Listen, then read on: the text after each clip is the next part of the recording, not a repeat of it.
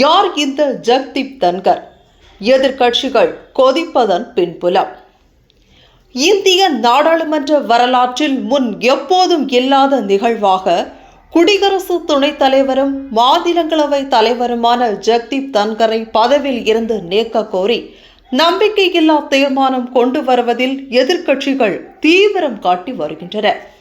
இதை ஒட்டி அவையின் செயலாளரிடம் எதிர்க்கட்சிகள் அடங்கிய இந்தியா கூட்டணியின் உறுப்பினர்கள் சமீபத்தில் வழங்கிய நோட்டீஸில் அவைத்தலைவர் ஜக்தீப் தன்கரின் எதிர்க்கட்சி உறுப்பினர்கள், குறிப்பாக எதிர்க்கட்சி தலைவர் மல்லிகார்ஜுன கார்கே பேசும்போது அடிக்கடி குறுக்கிடுகிறார். முக்கிய பிரச்சனைகள் குறித்து விவாதம் நடத்த அனுமதி கொடுக்க மறுக்கிறார். நாடாளுமன்ற விதிகளை மீறுகிறார். மாநிலங்களவையில் நியாயமற்றவராகவும் பாரபட்சமாகவும் நடந்து கொள்கிறார். தனது அரசியலமைப்பு பதவிக்கு ஏற்றவாறு அவர் நடந்து கொள்ளவில்லை என்று தெரிவிக்கப்பட்டுள்ளது. சுதந்திர இந்திய வரலாற்றில் நாடாளுமன்ற மக்களவை சபாநாயகர் மீது இதற்கு முன்பு 3 முறை நம்பிக்கையில்லா தீர்மானம் கொண்டு வரப்பட்டுள்ளது. ஆனால் மாநிலங்களவை தலைவர் மீது நம்பிக்கையில்லா தீர்மானம் கொண்டு வர எதிர்க்கட்சிகள் முற்படுவது இதுவே முதல் முறை. அவை தலைவரின் நடவடிக்கைகளில் நீண்ட காலமாக அதிருப்தி கொண்டிருந்த எதிர்க்கட்சிகள் மிக நீண்ட ஆலோசனைகளுக்கு பின்பு இந்த நம்பிக்கையில்லா தீர்மானத்தை கொண்டு வருவதற்கான நோட்டீஸை அளித்துள்ளன. வெற்றிக்கு வாய்ப்பு மிக குறைவுதான் என்ற நிலையிலும் எதிர்க்கட்சிகள் தங்களது எதிர்ப்பின் குறியீடாக இந்த நம்பிக்கையில்லா தீர்மானத்தை முன்வைத்திருப்பது கவனிக்கத்தக்கது. குடியரசு துணைத் தலைவராகவும் இருக்கும் ஒருவர் மீது எதிர்க்கட்சிகள் ஏன் நம்பிக்கையை இழந்தன? யார் இந்த ஜக்தீப் தன்கர்? அவரின் பின்புலம் என்ன? இந்த கேள்விகளுக்கு விடை காண்போம்.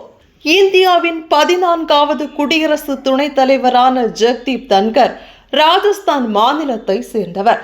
அவர் தனது அரசியல் பிரவேசத்தை ஜனதா தளம் கட்சியின் கரம் பற்றி தொடங்கினார். கடந்த 1989ஆம் ஆண்டு மக்களவை தேர்தலில் போட்டியிட்டு வெற்றி பெற்றார். அப்போது பிரதமர் சந்திரசேகர் ஆட்சியில் நாடாளுமன்ற விவகாரங்கள் துறை இணை அமைச்சராக சில காலம் பதவி வகித்தார்.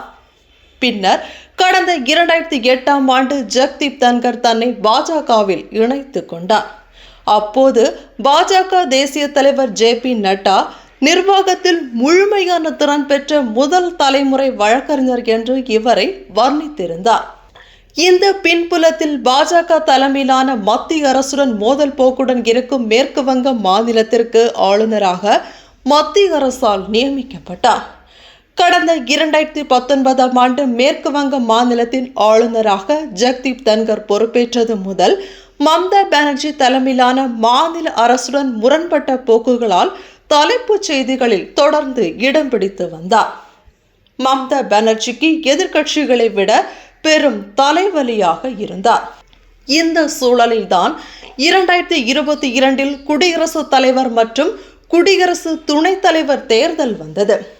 அப்போது 2024 மக்களவை தேர்தலுக்கும் மோடி 3.0க்கும் பாஜக தயாராகி வந்த காலகட்டம்.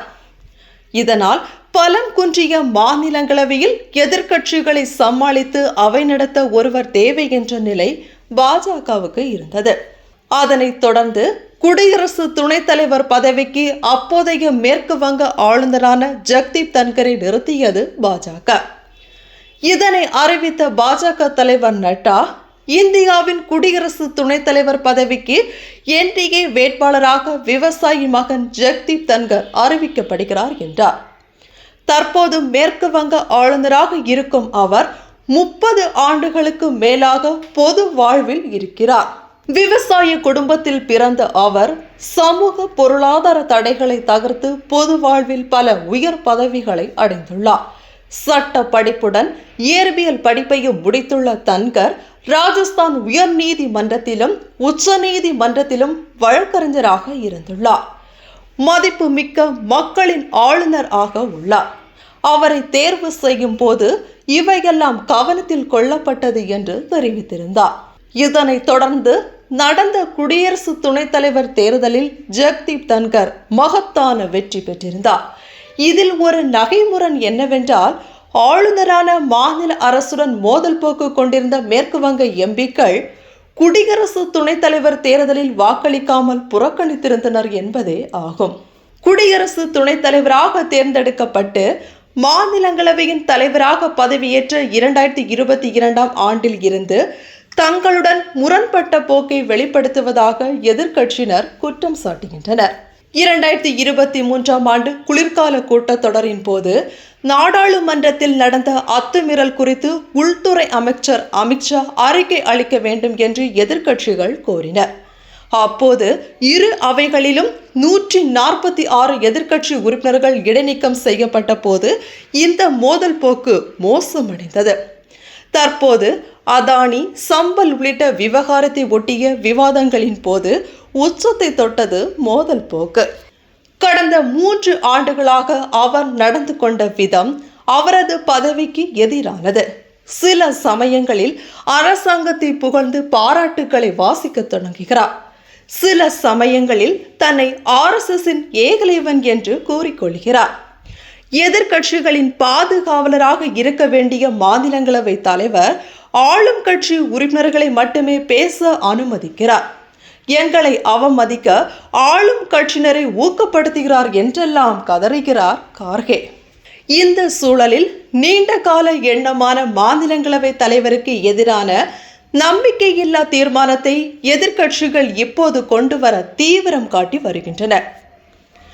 இந்திய அரசியலமைப்பு சட்டப்பிரிவு 67B கீழ் பெரும்பான்மையான உறுப்பினர்களால் ஆதரிக்கப்பட்டு அதே நேரத்தில் மக்களால் அங்கீகரிக்கப்பட்டால் குடியரசு துணைத் தலைவரை பதவி நீக்கம் செய்யலாம்.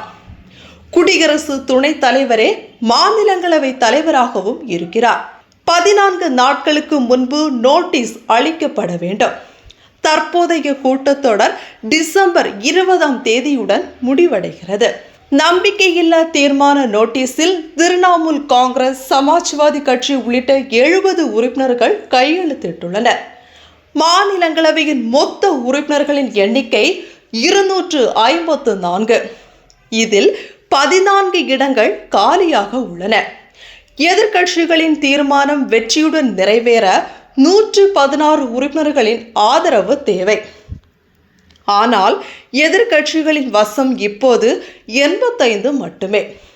மதில் மேல் பூனையாக அணி சேராமல் நிற்கும் OSR காங்கிரஸ், பிஜு ஜனதா தளம் உறுப்பினர்கள் ஆதரவு அளித்தாலும் கூட பெரும்பான்மை எண்ணிக்கையை பெற முடியாதது என்பதே நிதர்சனம். இதனையே ஆளும் கட்சியும் அவையில் சுட்டி காட்டியது. எதிர்க்கட்சிகளின் இந்த முயற்சிக்கு எதிர்வினையாற்றும் வகையில் அவையில் பேசிய ஜெக்தீப் தன்கர், நான் விவசாயியின் மகன், எந்த பலவீனத்தையும் வெளியில் காட்டிக்கொள்ள மாட்டேன், என் தாய் நாட்டுக்காக என் வாழ்க்கையை தியாகம் செய்வேன் என்று முழங்கினார். ஜெக்தீப் தன்கருக்கு எதிரான நம்பிக்கையில்லா தீர்மானம் வெற்றி பெற 1/3 கூட வாய்ப்பில்லை என்று தெரிந்தும் எதிர்க்கட்சிகளின் இந்த நடவடிக்கையின் நோக்கம் என்ன என்று கேள்வி எழுகிறது. இதில் வெற்றி பெற முடியாவிட்டாலும் மாநிலங்களவை தலைவர் மற்றும் ஆளும் தரப்பு மீதான எதிர்க்கட்சிகளின் எதிர்ப்பை பதிவு செய்வது காலத்தின் கட்டாயம் என்கிறார்கள் இந்தியா கூட்டணியினர்.